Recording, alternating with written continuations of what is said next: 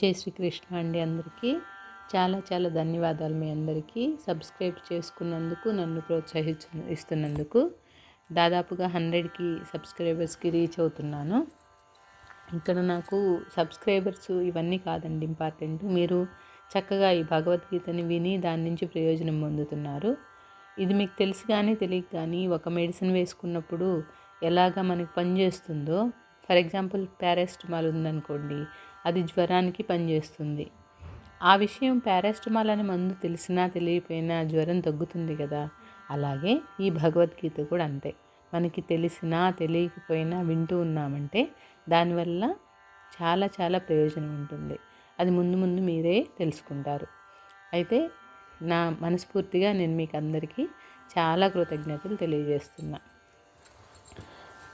ఇప్పుడు ముందు శ్లోకాలలో నేర్చుకున్న విధంగా అర్జునుడు తన దీన పరిస్థితుల్ని కృష్ణునికి వివరిస్తున్నాడు కదా.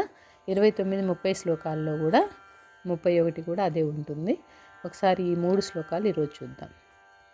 సీదంతి మమ గాత్రాణి ముఖంచ పరిశుష్యతి వేపథుశ్చ శరీరే మే రోమహర్షశ్చ జాయతే గాండీవం సంస్రతే హస్తాత్ త్వక్చైవ పరిదహ్యతే నచ శక్నోమ్యవస్థాతుం భ్రమతీవ చ మే మనః.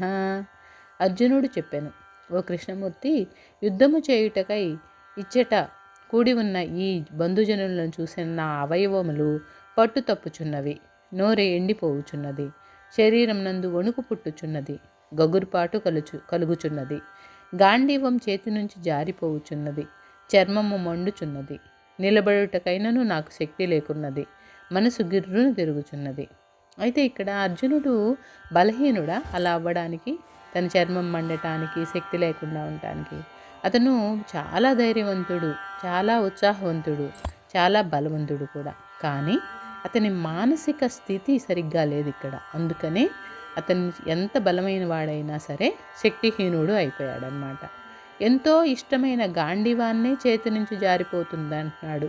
నిద్రపోతున్నా కూడా గాంధీవం అస్సలు తీయడు అర్జునుడు. అలాంటి అర్జునుడు గాంధీవం కూడా చేతి నుంచి జారిపోతుంది అంటున్నాడు. అంటే ఇక్కడ స్వజనం స్వజనం అంటున్నాడు. స్వజనం అంటే ఈ కలవరించడం వల్ల పదే పదే నా వాళ్ళు అనే మమకారం అర్జునుడికి పట్టిందనమాట.